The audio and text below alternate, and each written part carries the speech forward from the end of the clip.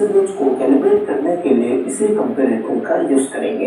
तो सबसे पहले कैलिब्रेशन किसे कहते हैं, यानी कि व्हाट इज कैलिब्रेशन। तो एकदम सीधी भाषा में कहूँ तो कैलिब्रेशन का मतलब होता है कि स्टैंडर्ड वैल्यू के साथ मेजर वैल्यू को कंपेयर करना और ये पता करना कि जो एरर है वो इस एक्सेप्टेबल लिमिट के अंदर है तो फिर बाहर है।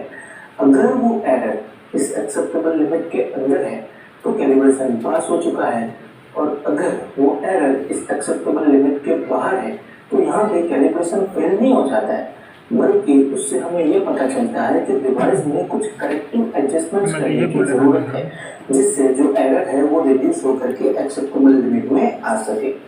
अब डिवाइस में क्या एडजस्टमेंट करना है वो डिपेंड करता है कि डिवाइस में एरर कौन से टाइप की है। जनरली जब हम प्रेशर गेज को या किसी भी इंस्ट्रूमेंट को कैलिब्रेट करते हैं तो दो टाइप की एरर से हमारा सामना होता है। एक तो होती है जीरो एरर और दूसरी होती है स्पैन एरर। दो तरह का एरर है, जीरो एरर और स्पैन एरर प्रेशर गेज का मामले में।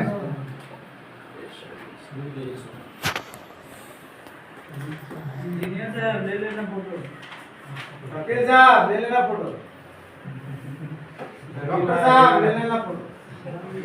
कितना साहब काम कर रहे हैं आप, ले लेना फोटो।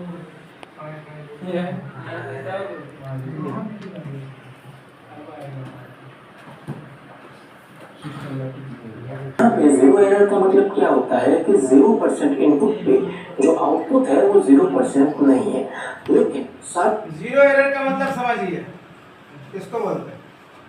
के साथ जितने भी पॉइंट पे आप मेजर वैल्यू को स्टैंडर्ड वैल्यू के साथ कंपेयर करोगे उस हर एक पॉइंट पे जो एरर है वो सेम रहेगी।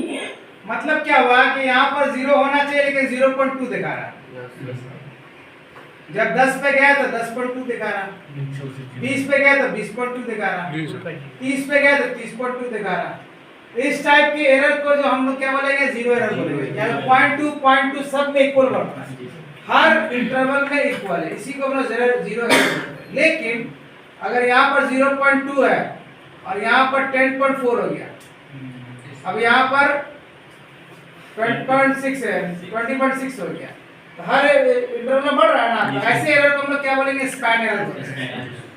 तो जीरो एरर जो सेटिंग होता है वो क्या होता है, पॉइंटर को निकालकर जीरो में सेट कर देते हैं जब कोई प्रेशर नहीं देते हम तक, उसके बाद इसको हम लोग सेटिंग करते हैं। देखिए यानी कि उतनी ही रहेगी जितनी की जरूरत थी। जैसे कि बात करते हैं इस प्रेशर गेज के बारे में, तो इस प्रेशर गेज को हम 0%, 25%, 50%, 75% और 100% ऐसे 5 पॉइंट पे चेक करेंगे।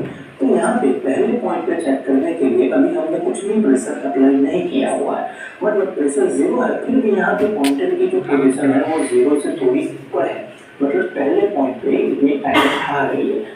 और अगर हम दूसरे पॉइंट पे चेक करते हैं यानी कि 4 kg/cm², तो यहाँ पे जो एरर आ रही है वो उतनी ही है जितनी कि पहले पॉइंट पे आ रही थी। तो चलो प्रेशर को और इंक्रीज करते हैं और तीसरे पॉइंट पे चेक करते हैं, तो यहाँ पे जो एरर आ रही है वो उतनी ही आ रही है जितनी कि पहले और दूसरे पॉइंट पे आ रही थी। फिर उसी तरह चौथे पॉइंट पे भी जो एरर है वो सेम है और 5वें पॉइंट पे भी जो एरर है वो सेम है। मतलब कौन सा एरर है?